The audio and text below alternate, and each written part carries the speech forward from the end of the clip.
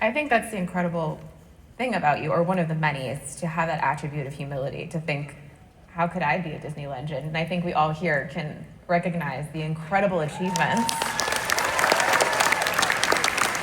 earn that honor. Well, because what makes you a legend is all these people, they make a legend. You can't make yourself a legend. That's a little psychotic, right? So you need people who believe in you, who believe that you did something. They make the legend. So I figured, okay, then that is a thing. Okay, so connect us to this book now. So you earned this incredible achievement. What inspired you to want to create a book next? So it actually started right around then when I started talking with the publishers at National Geographic about some kind of a book. And I had written another book that didn't get published as kind of an adventure kind of book. And they wanted me to do something that was similar to my Instagram. Which, and in a way, this book is like a great big giant Joe Rohde Instagram post. For those of you that know, you know. And I thought, well, it needs to have a value. It has to provide some value, right?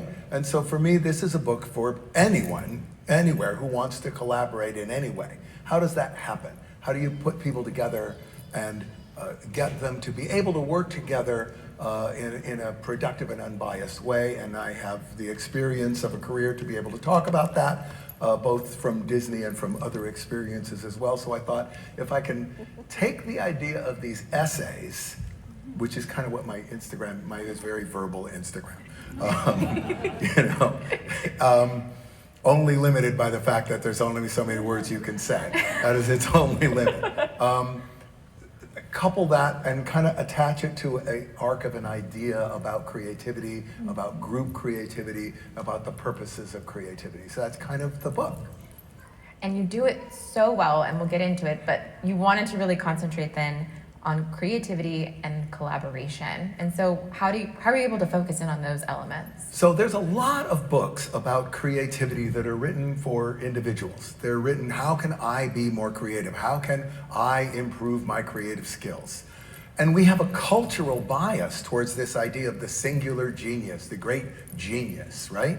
But when you really work in almost anything that gets created in some kind of group. Even if you're just a painter who's going to do a painting, that painting goes to a gallery. It is seen by people who are critics, who have opinions about the painting. It almost never is truly isolated. And yet there's not that much written about creative collaboration, about group creativity. So I thought, there's a niche, that's a thing, it's important, because no matter who you are and what you're doing creatively, you're going to work in a group. And the fact that you're working in a group, and they talk about this a lot in there, is going to lift you up, right? You will be better because you are in this group anyway. So that's kind of my theory. I love that. It grounds us in I love an applause already on that. It really grounds us in the concept of the book. There's one thing that you start the book off with. There's a Hawaiian word you learned while working on Aulani. Yeah. Tell us a little bit about that and how that can tell your story. So in the book, I open with an introduction, but I use this word ho'olauna. Now, literally, Hawaiian language is a very complicated language. It has many, many, many meanings. This literally almost means like manufacturing friendship. But it's typically used as a kind of introduction. Because when you introduce yourself, people really want to know who you really, really are. So it's not like, hi, I'm Joe Rohde, I'm a senior VP, retired from Disney, I'm here to do XYZ. No. It's like, where do you come from? How do you think? Why do you think that way? What is your value system? What are you bringing? What are you looking for? Who really are you? Now we can have a conversation. Now we can have some kind of relationship. And so because this book is quite a journey, and I'm not necessarily assuming that everybody who buys this book is like, oh, I know Joe Rohde. And that's an arrogant assumption. So you got to tell them, look, here's a person who I am. I'm some guy like this. And now I'm going to tell this story about my career and a bunch of stuff that happened. And there's lessons in it about creativity. so that people know. So you don't have that assumption of like, oh, I don't need to tell you. We all know. Because who knows where this book will go. You also come from a very creative environment at home. Your parents, their roles and what they were doing, I just was kind of blown away in some of the things that you were around growing up as a kid. What can you tell us about that? So that's interesting too, because I think a lot of people, I don't come from a lot of money for a lot of reasons that are reflected on in this book, but both of my parents were creative. My dad was a cameraman. My mom had a career as an actress before she married my dad. So some people who become creative grow up in a household where, especially the kind of household I grew up in, where someone's saying, you're gonna be a doctor, you're gonna be a lawyer, you're gonna go to college and get a degree, you're gonna get a job that pays money so you have a house that's nicer than this.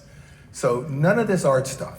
And if you wanna go to college and spend your money on art school, I'm not paying for it.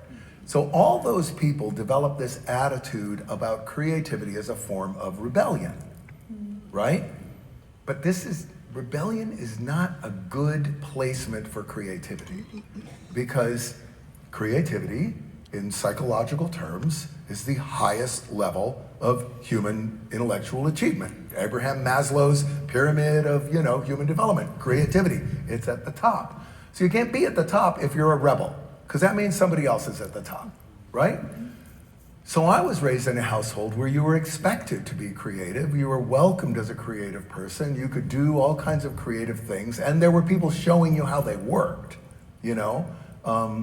My dad would take me to these film sets. I talk about this in the book as well, and not just any. My dad could have ended up working on a bunch of procedural detective movies, but he didn't. He worked on like Planet of the Apes. So, that when you're a little kid, that's cool, right? Planet of the Apes is cool. He worked on a bunch of Irwin Allen TV shows that nobody remembers anymore, like Voyage to the Bottom of the Sea. So, I literally got to sit in the flying sub and watch these guys throw themselves back and forth across the set. So it made me very familiar with illusion, not just with illusion, with the relationship between extremely believable detail and illusion at a very young age. Now, I know it's not a Disney IP, but I personally geeked out about the Batman set that you were on. I said, what? How incredibly cool. But going back to the Planet of the Apes set, you really got in very, behind the scenes on that one. So my father, who was somewhat of a rebellious person himself, would pull me out of he could come into my bedroom at 4:30 in the morning. He'd be like, you're not going to school today, we're blowing up a bridge. You gotta see this.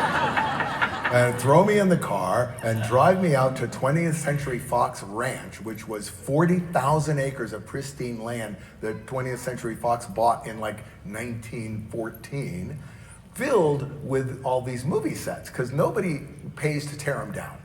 So once the film's done, they just walk away. And so this landscape of craggy mountains and valleys and rivers and streams and meadows and Daniel Boone's fort and a big abandoned train and a Chinese palace, a Cambodian temple, all kind of, and nobody's watching. There's no OSHA. There isn't even OSHA yet. and so I could just go, and he just all right, be back here at 4. If you hear a horn, get out of sight. And off I would go. And I would just wander off, and I wandered into this Planet of the Apes, the famous 1960s Planet of the Apes Stone City. Nobody's there. Luckily, I am alive. I did not, fall through a, abandoned floor or something, but I could have, But it was a fantastic feeding for your imagination. And also feeding. Every one of those sets is both an illusion on the front and a construction on the back. So you get to see all that, right? And I'm 11, 12-year-old kid, you go, wow, that's how they do that. Oh, look at that. That's just like paint. That was really valuable. Beginnings, it's pretty incredible what you were learning, absorbing, and then never knowing where it was going to take you. No. So I hear theater came into your life. Yeah, I also admit this, I was a troublemaking kid a lot of kids, I think, who grow up like this, kind of, not a lot of money around, you live in a rough neighborhood, all that kind of stuff. So I'm in school, and I'm falling in with a rough crowd of kids, but they're definitely rougher than me. And meanwhile, I'm going to the library checking out like stacks of books like this and reading them till like 3 in the morning. So I'm failing all my junior high school classes. But I am learning about like the history of France and Chinese architecture, and but I can't tell my friends I'm doing this because they're all like criminals. And my teachers don't care. They want me to read my English, thing. So finally, I just got pulled out and I got stuck in this school, Chaminade Preparatory High School, which is a boys, at that time, like a boys' school where you sent boys who needed more structure in their life. So I get to this school, and I basically get dared by the head of the theater department, dared to design a set, as if I couldn't do it. And so I'm like, oh no, you have no idea what I've seen in my life. So that started me rolling, and then I was a set designer, and I also acted on stage for a bunch. I thought I'd be an actor at one point, and then it's like, you know what, I was literally putting makeup on in college for some play, and it's just like dab, dab, dab. Like, I'm not gonna do this. I don't think this is me. And that was it, And I think I do have more of a directorial impulse, which makes you a very bad actor. A lot of your ideology in your career, you talk about this balance between respecting like student teacher, and you became a teacher, and so you kind of still carry that logic like through your life. Yeah. So what was it like being a teacher, and what did that inform you of? First of all, being a teacher makes you back into a student again, right? Because you have to relearn everything you have learned in a way that you can now put it out. So to me, the most valuable thing about the short time that I was a teacher, 3 years or so, was understanding a really important principle, which is it kind of does not matter what you know. What matters is all the different ways in which the people in front of you do not know it, right? So you have to be extremely empathetic in this understanding of how is it? Are you afraid of the subject matter? Are you innately rebellious about the principle of learning?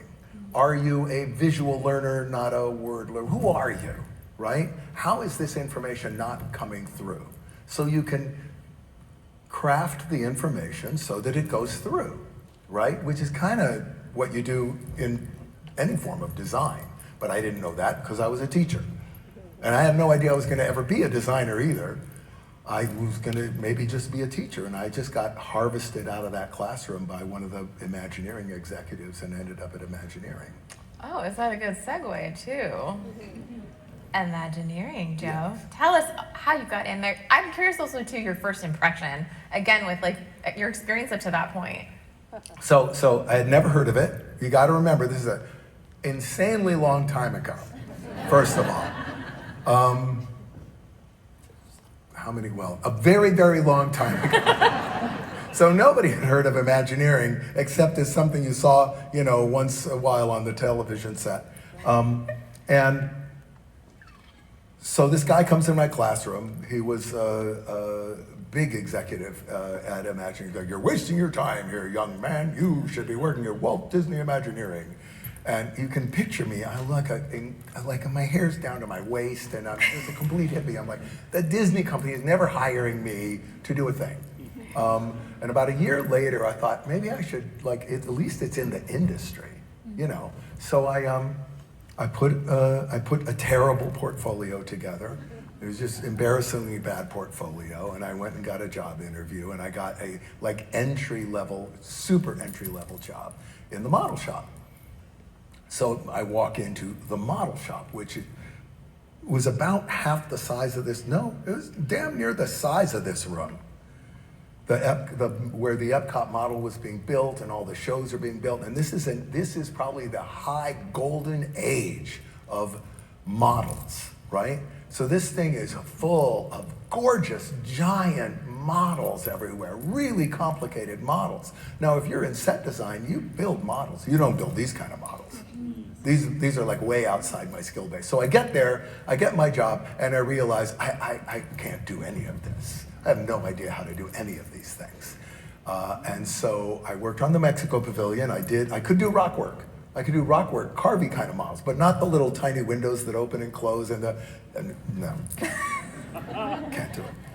So, you know, I had to do certain things within my career to get myself to a place where I was doing something that I was competent at doing so that I could keep my job, because I come from nothing and I need a job, right? So my motive is not like, oh, all my life I wanted to work for Imagineering and no. My motive is I cannot lose this job.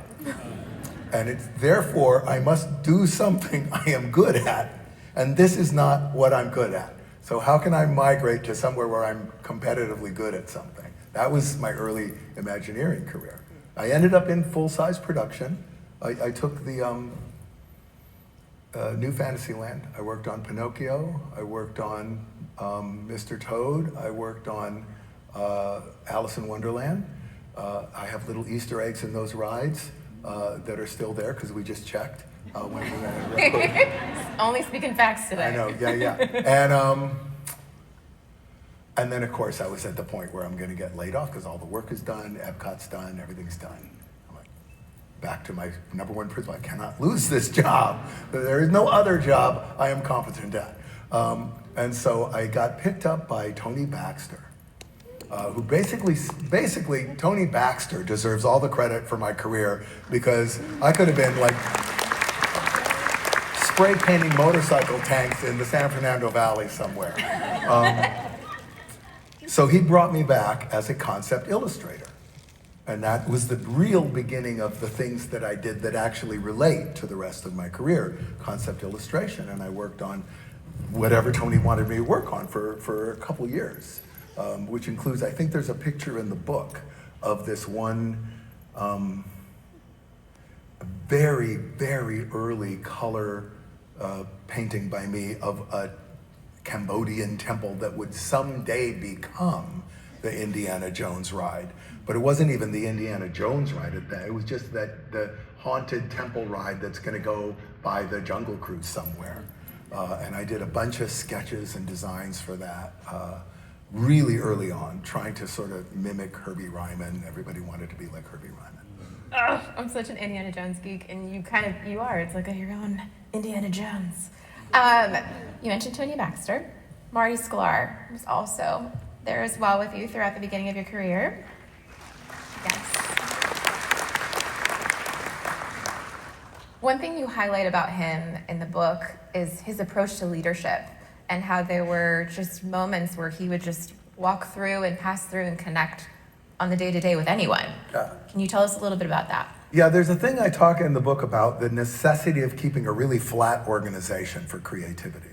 It's really important that information flow very smoothly, that it be relatively unfiltered, and that it not go through a lot of channels but between A and B, because information itself is raw material. For creative people, everything is raw material. So you don't want to have this need to know kind of thing. It's not good, because you don't know what a creative person is going to do with a piece of information. So you want to keep the system really flat. And Marty would walk around, he was always on his feet, he would walk around, he'd pop into anybody's office or anybody's cubicle, anybody, and then you have some conversation with him. How's it going? Da-da-da, what do you see? What do you think? What's that? What's this? Blah, blah, blah. Which means you couldn't create a pyramidical information filter to keep something from Marty Sklar knowing it, because Marty Sklar is going to walk in, who knows whose door he's going to walk into or whose cubicle, and ask him some question. So it keeps the information really flat and really level and moving really smoothly, so that many people can think about things, right? And then everyone feels seen, and everyone feels understood and recognized, and that they are important, which also is valuable, because then people think more, they're more invested. There's all these now me, I drove him completely out of his mind. So because I was very scattered, right? I'm doing all these things, and he's very patient. There's another thing, you have to be, with creative work, it doesn't look like work. It is work, it doesn't look like work. So you have to be very patient with it. It's like, sometimes when you cook things, they don't do anything. They're just sitting there boiling, and what is not doing anything. And all of a sudden it goes, blah, blah, blah. You go, wow. That's kind of like how creative stuff is. So Marty had tremendous patience with this process, because a lot of the stuff that we did, especially back in that day, just some really crazy stuff. That a lot of it didn't get built. Animal Kingdom got built. Adventurers Club got built. A lot of this other stuff was just as crazy, and you had to kind of feed it out and let it roll out, and that's all Marty. That culture was, determined by Marty. Another thing about leadership you talk about, and you reference Gino, a beloved gorilla at Disney's Animal Kingdom. Oh, yeah. I found that very interesting, where he could identify who the alpha was. Yeah, this is interesting. This goes back, oh, wow, that is noisy. I'm not moving again. I'm fascinated by the interior processes of the human brain, because I believe that if things work, they work for a reason. If creativity is real, it works for a reason. If that reason is real, it's somewhere in the human body and the human brain. It's not mystical, it's scientific. So one of the things we happen to know about the way humans behave is that they will involuntarily respond to the perception of status. Involuntarily. And they get this from primates, because primates do it too. And Gino, the gorilla who has since passed away, also does it too. So what Gino was observing when an executive would come in to the gorilla part of the safari, either backstage or front stage. Of course, being an executive, they would be surrounded by a bunch of other people, right? What Gino is observing is the behavior of the other people. And by observing that behavior, he can go, that guy's the boss. But he's not the boss because I'm the boss, because I'm a gorilla. And he's just like a guy in a nice suit. So he would do these big display behaviors in front of these executives. Except me, because I run a really, really flat ship, right? And so I never got one of those Gino rushes from Gino, because I run a flat ship. Anyway. I think it's just really fascinating, though, because you made that observation. You took pride in how he was just scanning the room, and you said, all right, you missed me. He's a gorilla. You also referenced another example in Avatar Flight of Passage where you were the lead, however, you were interchanging roles. Yeah, this is another flattening technique. Probably starting after, one of the reasons, I should explain, I think I mentioned this in the book. Part of the reason for this is that when we started Disney's Animal Kingdom, the very first meetings at the beginning, we are indeed peers. There is no one in charge. No, I have no title, nothing that makes me in any way outranking anyone else in the room. There's only 6 of us. So it was completely interchangeable, flat little group of people talking to each other. So anything that came out of your mouth, you had to defend against a critique from someone else, everything. There's no right to make people do anything in that room that you can't defend and advance with an argument. So that's where I came from. And so we did indeed take on each other's jobs. So I fell into this habit of assigning myself what we would consider to be subordinate job on a project that I was in charge of. So I'd be like, I'm in charge of building Disney's Animal Kingdom, but my job is to design Drinkwalla, just Drinkwalla, little tiny Drinkwalla thing. But that means you gotta design it, you gotta draw it, you gotta go to the meetings, you gotta take the phone calls, you gotta fill out all the paperwork. And since I'm also in charge of the project, that means I'm the guy who goes, what is this? Are we making everyone do this? Oh, no, this is not okay. So that kind of thing. So you're trying to create this perception that the role is a role not a person. So on Avatar, I'm in charge of Animal Kingdom, which means I'm in charge of Avatar. But my job is directing the film portion of the ride. So as the director of the film portion of the ride, I work for the creative director of the ride. So he can come to me and go, look, you need to make this decision by 2 weeks because we need to lock this aspect of the design. So I need to know from you, Joe, finally, is it this way? Is it that way? What's it going to be? And I'm obligated to do that. Now, 20 minutes later, I could be in another meeting where this guy's trying to get me to spend more money on some aspect of the project somewhere, and he has to present an argument. But it just creates an atmosphere where people can talk to each other, where they can share information openly and clearly, and it establishes that the roles in the project are nothing but roles. They are not, you don't own them in some way. You can switch them, you can move them. And I think that's really important in a creative organization, because creativity comes from all these unpredictable channels. You don't know where it's going to come from. You don't know which member of a team is going to actually deliver the creative idea. So if you create a structure that says, well, we only get creative ideas from here and not from there, then you don't know what creative ideas you're not getting. So I try not to do that. It sounds like, though, you're a dream leader, because I would say that not many leaders are like that, where they can be pretty, malleable and, work together like that. So, again, Disney legend for a reason. So, a critical concept that we're kind of leading into is this idea of what a theme actually is, and how that can be the driving force behind a creative project, and it provides freedom and autonomy, but also so much clarity to keep all these projects moving forward. Can you tell us about that? Yeah, this is the hard to read center part of the book is the exposition on the theme itself, theme. We say theme parks, we talk about theming things. I really believe, I'm gonna just my whole cascade. Human beings are fundamentally narrative creatures.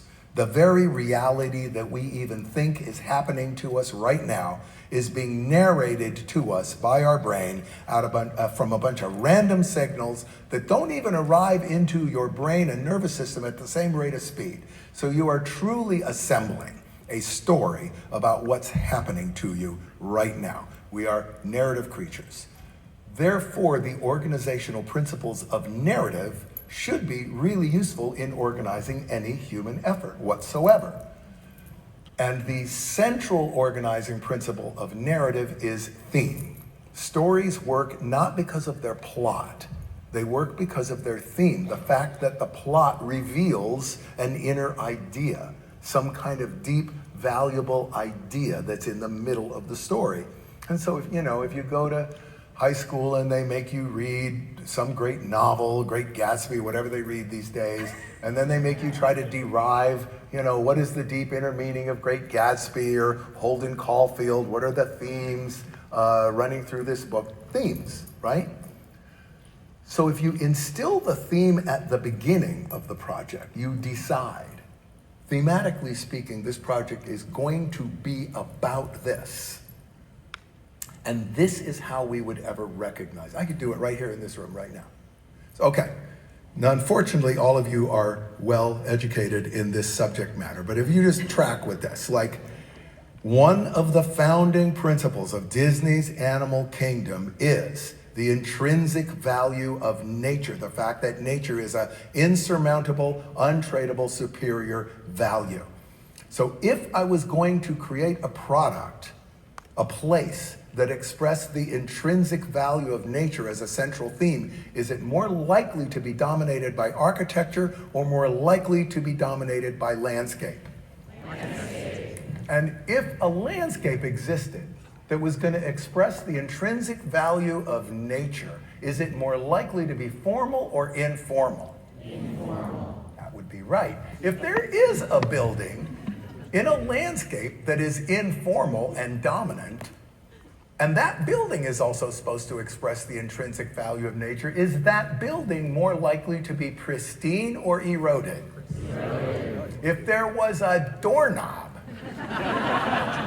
one doorknob, on hundreds and hundreds of doors, is that doorknob more likely to be shiny or rusty? Rusty. If there was a pattern the size of my thumbnail, is it more likely to be geometric or organic? Organic. So, I could now sit back and ask everyone in this room to imagine a chair that might exist in a restaurant that might exist at Disney's Animal Kingdom, has not even been thought of yet, with about 98% confidence that the chair you are imagining, based on the diagram you just went through, is accurate to Disney's Animal Kingdom. So when you replace yourself with the theme, you get two things. You get an extraordinary directive tool that strongly predicts future decision making, and you created, how many people are in this room? Like 700 directors who can all design a chair, at least in their brain, with a high level of confidence that it is appropriate, so you can set them free. I don't care which chair it is. I only care that it's appropriate. And given what we just did, how likely is it that it would be inappropriate? Pretty dim. So that's the system. The thematic system allows for tremendous autonomy and freedom in the team. Because how could you be wrong? No one was wrong about the doorknob. You know? Like that. He just said like that. Joe Rohde, okay?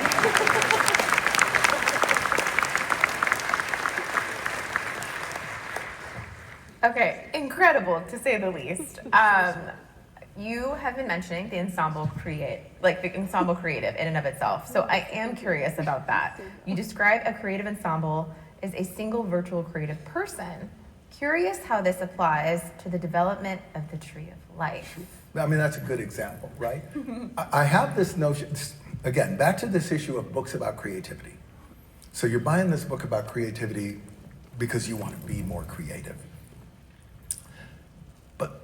But creation happens in groups. So what really needs to be creative is the group. The group is creative. The individual creative capacity of members of the group is kind of variable. So I, in fact, am a really conservative designer because I grew up with no damn money. So I have a very, very high consciousness of money and what things cost, right? And so I'm a conservative designer. So when we started with the Tree of Life, a tree existed in another part of the park. There was like a giant magic banyan tree. And it still kind of had some animal images on it, but they were very shallow, incised little images because I'm conservative. And because it's a banyan tree, because it has extra branches coming down, roots that come down and touch the ground to hold up the branches, because I am conservative. And so we moved this tree to the middle of the park. It's way too small to be the dominant icon of a park. Now we're going to make it bigger. So I'm more like, oh, well, then we're going to have bigger roots holding up branches because I'm conservative. And then I'm like, okay, maybe we could get rid of the branches if we create a rigid geodesic dome that holds all the branches together on top. So meanwhile, there's other people working this thing, right? So my very conservative notion of incised, like just barely cut in animal images on the bark of the tree, but I'm not the model builder. There is a model builder who's building the model. He's like, that's not where the money is. We could make like really sculpted animals on this tree. It doesn't cost more money to do that because it's just surface area. It's just the surface area. So something has to be done to it. So you're making this more complicated. We should do more sculpted animals. So I'm like, okay, all right, let's try that. Let's see what that looks like, right? And then eventually that gets handed over to the full-size rockwork guys who are like,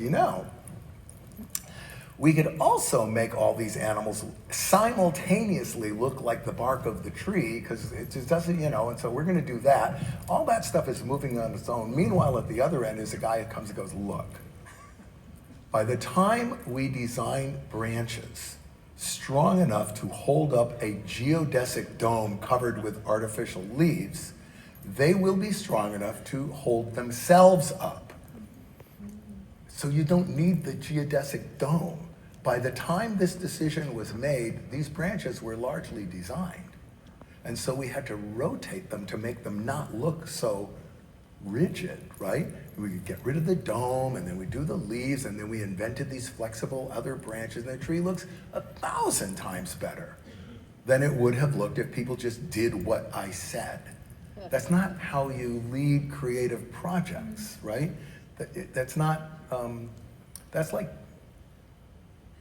you know how you can like grow a watermelon in a box and then it grows into the shape of a box? That's what that's like, you know? So I prefer alternative ways of getting people to do things. I think that's a good segue to, you talk about a lot about pushing boundaries, so staying kind of on Animal Kingdom. There's a bit of a story here where I think there wasn't entire buy-in to developing Disney's Animal Kingdom, and so there was one specific meeting with Mr. Eisner. Oh, yes. This is the famous tiger story. Most of you probably know this tiger story, I have to imagine, because it's rather... So you have to remember... by the way, a lot of this book has to do with this thing of like creative... Any form of organization, team organization, social organization, municipal organization, the organization itself exists in part to preserve itself. And so creative enterprises usually involve some form of growth or mutation or change, right? So the initial response is usually, well, that doesn't match. That's not part of the system. We have a system, this is the system. That's not part of the system, that's some other thing. And so there's work to do to figure out how can I get a thing that grows and mutates and changes to integrate into a thing that also has an instinct of self-preservation, which is legitimate business. That's really a real problem, right? So when Animal Kingdom was first being proposed, it had very little support. People thought, we can't do this, you know, zoos, it's a totally different business plan, we'll never be able to do it, blah, blah, blah. And we came to this moment where the crux of this argument was around what is so exciting about animals? Why is this exciting? The problem here is we'd already presented data, tons of data, showing that they're very exciting. So this is not a logical argument that we're now having. This is that other thing, that kind of like I'm scared to jump off the bridge kind of thing. And so we're like, we're gonna have to bring an animal into this meeting. And so there are many, many stories that you can find. You can go look online and you can find the most insane stories in the world about this tiger thing, which I would never repeat, ever, ever, never, never, never. But eventually, the part that is, what would you call it? Not disobedient, because we didn't ask.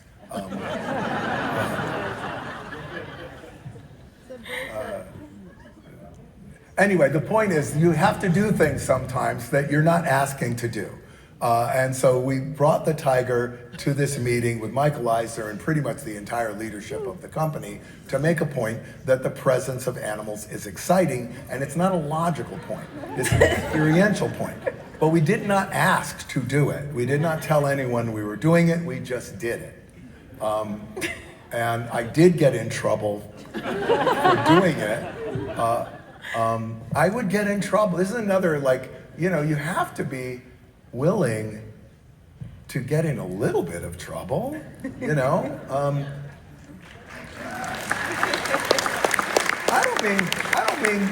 I don't at all mean to be some kind of jerk. I don't have any, and again, I don't believe in being a rebel. I don't think that's right.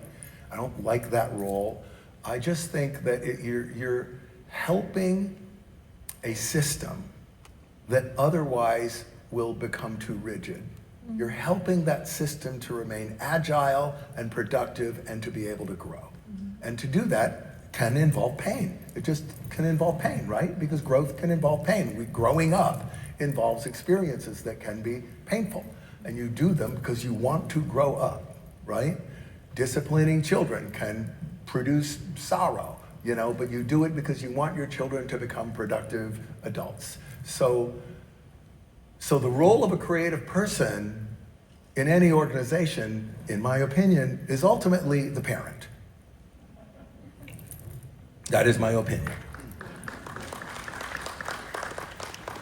He said what he said.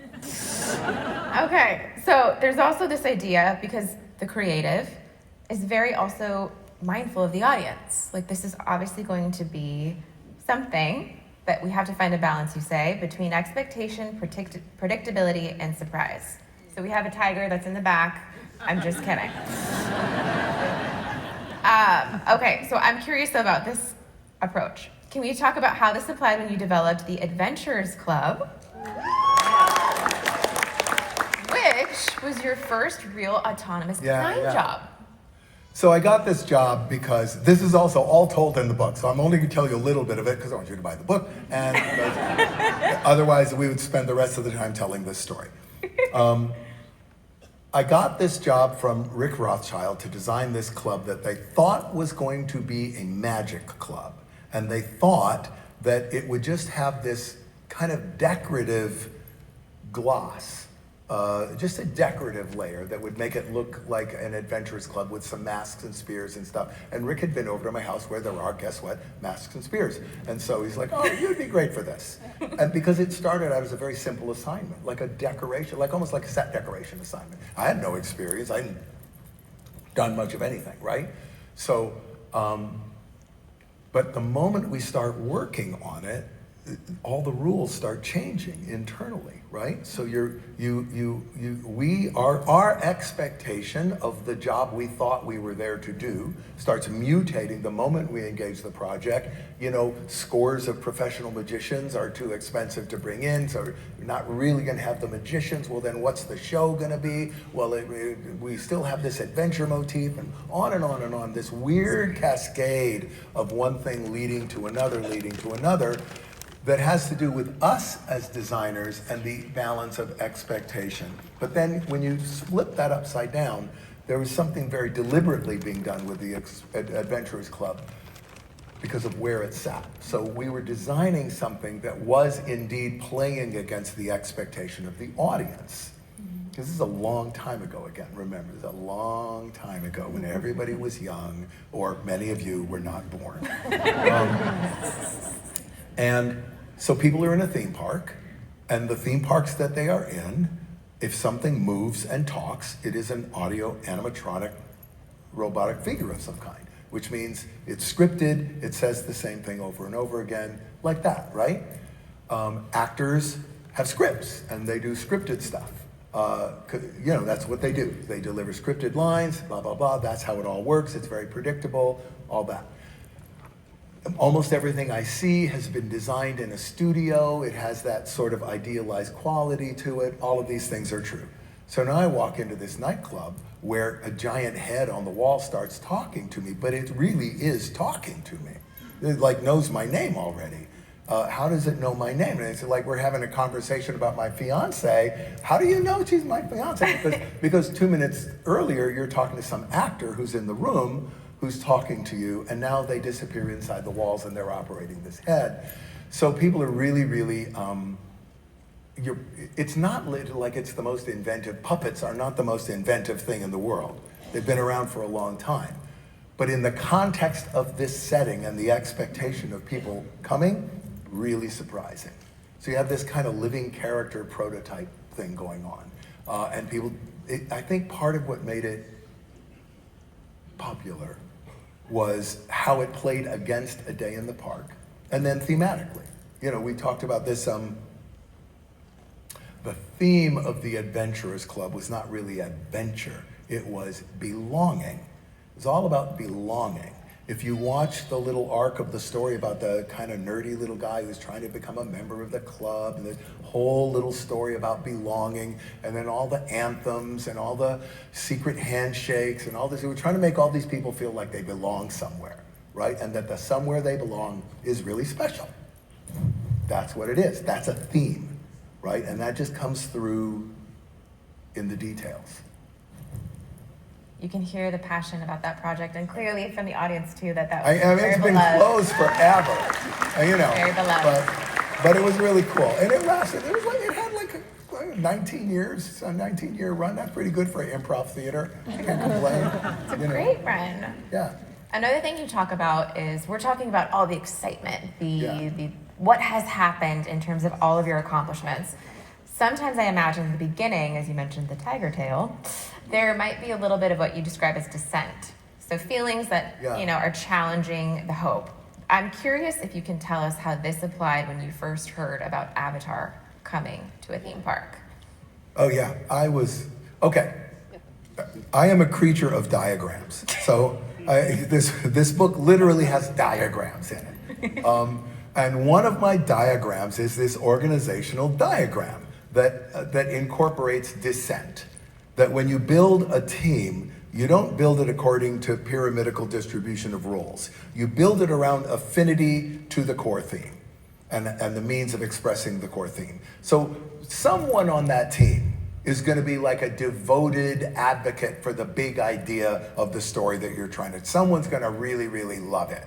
Think it's just fantastic. For Expedition Everest, I love the Himalayas. I love Nepal. I love all that stuff. I'm deep in the middle of this diagram as an advocate, right? And then there's a bunch of people who are there to serve, and they're there to do their job. And then you have these really important people who are the dissenters. So the dissenters are there to remind you that just because you had an idea does not mean it's a good idea. And that they make you work. If everybody was an enthusiastic, cheerleader, that does not necessarily mean that everyone's right. It just means that everyone's enthusiastic. So having dissent as part of the participation of the team is really important because those are the people that are helping you train the idea. So in the case of Avatar, for example, I'm on the record. I think I've said this at other D23s. When they first came, said, we think it would be a good idea to do a big theme park land based on Avatar. I'm like, you must be out of your mind. Again, because I'm a conservative designer, right?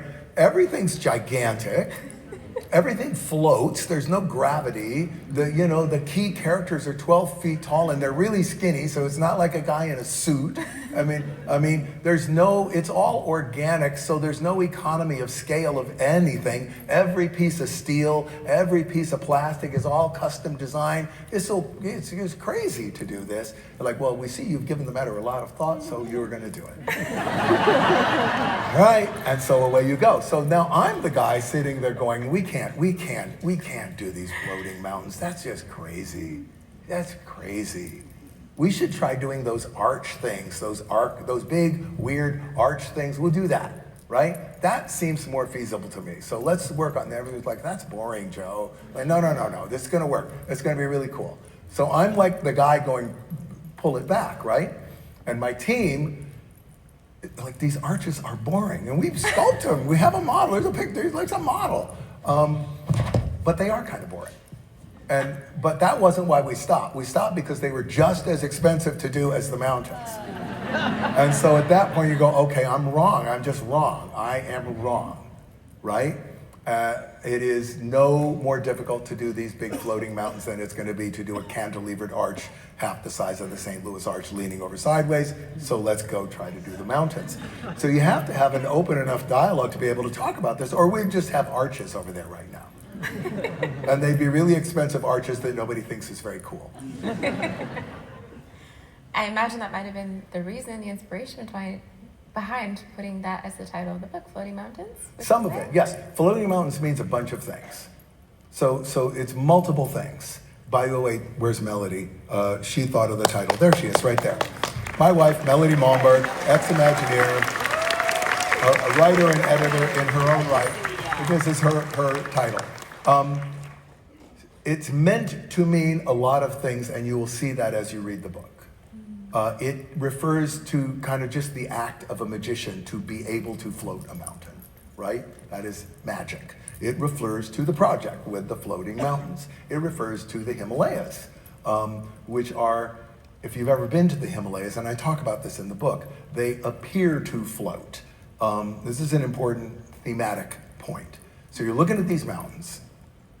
Has anyone ever been to Nepal, to the Himalayas? Anyone can vouch for this one? There's Melody right there. Okay, so this is a really, I think it's just kind of a lesson taught to you by the planet. So here you are, you're in Nepal, you're looking at the landscape, and it rolls away from you, and then there's the foothills, and behind the foothills are mountains as big as anywhere in the United States, and they're kind of purpley blue in the distance, and then behind those mountains are these distant, giant, jagged, pale mountains in the sky, and beyond that is the sky.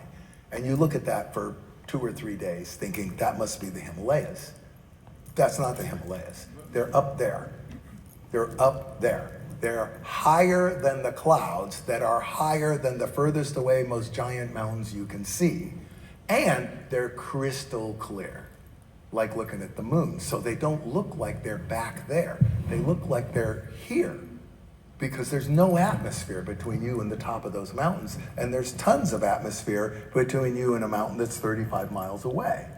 So they don't only look like they're floating, they look like they're floating over the landscape in between you and the mountains. And yet, despite the fact that they appear to be inaccessible and floating, they are fully accessible. People reach the top of these mountains. So all of those ideas are in this title. Incredible. I will say, on top of all the incredible accomplishments and all of your work, you also are deeply invested in conservation efforts. And then your work with Dr. Jane Goodall, just, I mean...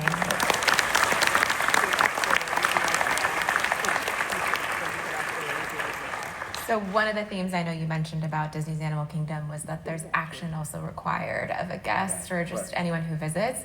How can you describe that connective tissue, though, and the way that, as we mentioned, those efforts, your work with Jane, how that all comes together for you? So there's a little bit, I talk a little bit in this book about this project I was working with Jane Goodall on. She's passed away. I'm still continuing the project called Dr. Jane's Dream, which is a experience center that's going to get built in Tanzania, Arusha. It is being built. It is in the act of being built. And it is being built as a collaborative enterprise, and it's almost entirely artists. So it's an artist-to-artist organization. There's very little intervening structure. That's the way Jane likes it. And just this idea that a group of people could gather together and get something like this done. The perception, again, the perception that you're alone is the thing that makes you think you can't do anything, right? So you don't do it that way. Get together with other people and then do something, right? That's kind of the point of this book, is your creative capacity is a byproduct of your social capacity to get together with other people, to pool your strengths, to pool your skills, to pool your intelligence, pool your creativity, use your best skill, which may in some cases not be a creative skill, it might be an organizational skill, and that person, the artificial person created by this agreement between people, this imaginary person, that person is a creative genius, right? You don't have to be. You can make one by getting together with other people and agreeing to do something extraordinary. Sorry, I'm writing a note. Dissent. I still believe Joe is a creative genius. Okay, and so you are a member of the Explorers Club, which is absolutely incredible. The work is done there. One of the tenets of the Explorers Club is, what might we discover next? We're all very excited about this book, but is there anything else that you're dreaming up for the future that you can tell us about? You know, the thing I've started doing more and more is working with explorers from the Explorers Club on these art-science collaborative expeditions. I did one up in the far, far north with Inuit people. I did another one in Nepal. We've got a couple more coming up, possibly one in Cameroon, one in Nepal again. They're very, very satisfying, and they're very interesting because I'm putting myself, and I hope to be able to train some other artists to do this as well, you kind of disappear into the group dynamic of creating these big, big communal works of art that everyone's contributing to, but you are like the hand. You've become like the hand of the community. It's really exciting. I'll probably do more of that than anything else I do, except the Dr. Jane's Dream project, which probably has another year in front of it to do. I like this. I like being of service, right? I like connecting with people through art, and it makes me do things I just would never do on my own. So in the book are a couple examples of works of art that are the byproduct of this relationship.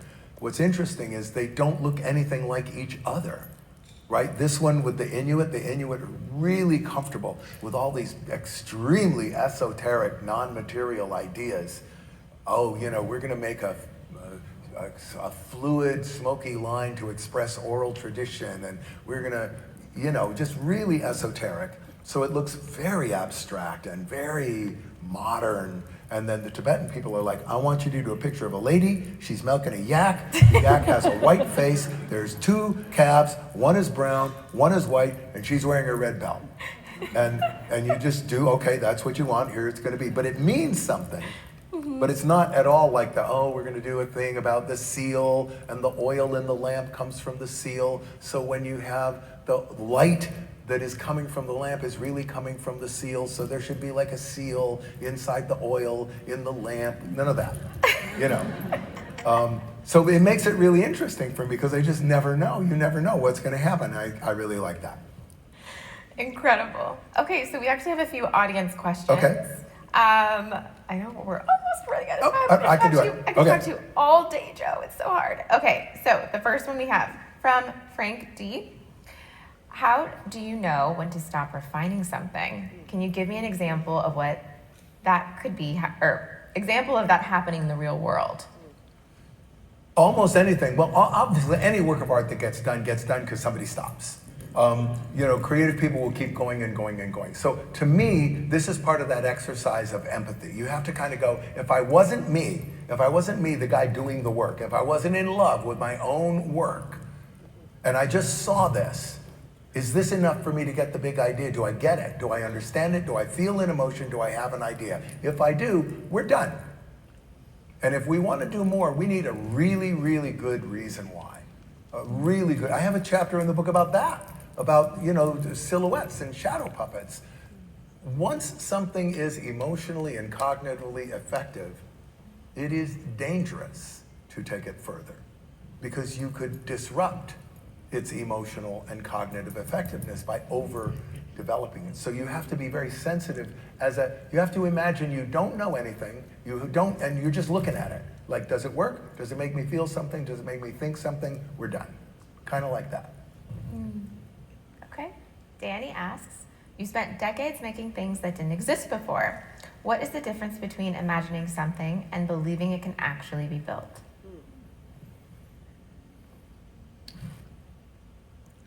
It's not clear like that. Creating something is a feedback loop. So you start, you look at what you've done, you make a plan based on what you think you see, you go further, you look at what you've done, you make a plan based on what you think you see then. So it's not like I imagine something and then I'm gonna build something. It's mostly like I start to do something, and by doing something, I become aware of what it might be able to do and how it might be able to be done. So I take it to another level and examine it again, and then make another decision. Is this or is it not feasible? Or is this what I want to do? Now that it has become feasible, do I even want to do it, right? So it's this looping between creation, assessment, and planning. Creation, assessment, planning, over and over again. That's how things get done. A true masterclass Disney legend, Joe Rohde.